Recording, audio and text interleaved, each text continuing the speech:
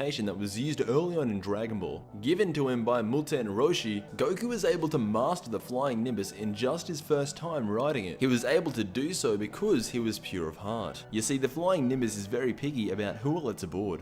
Bulma, who if you were to classify her as good or evil, you would most likely classify her as good. She was not able to ride the flying Nimbus, simply because the Nimbus didn't allow her on. Because the Nimbus didn't believe that Bulma was pure of heart. So my question for all of you is that do you think that you would be a good enough person to be able to ride on the flying Nimbus? The characters shown that were able to ride the flying Nimbus goes as followed: Master Roshi, Goku, Chi-Chi, Launch, Nam, Aurelie, Upa, Gohan, Goten, and Oob. Now, they're fairly pure-hearted characters, especially Goku, especially Gohan, and especially Goten, along with Oob, because he is the pure reincarnate of Kid Buu who was evil. And don't even get me started on Nam. Nam was such a good man, you know, I wanted him to win the World Martial Arts Tournament because of how pure-hearted he actually was. And just off the top of my head, if I could think of a random person in real life that I believe could truly ride the flying Nimbus, it would most likely be Mahatma Gandhi, along with maybe Bruce Lee.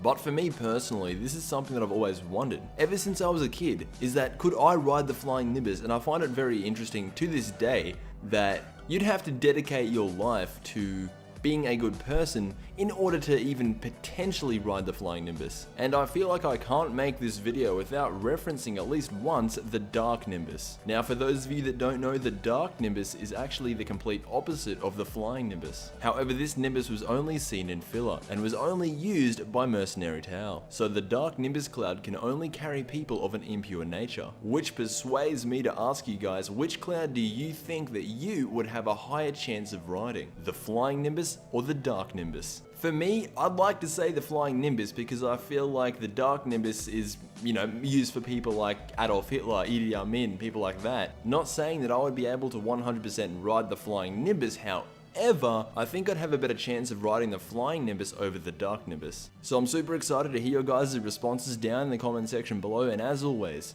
I will see you guys in the next Dragon Ball Z video.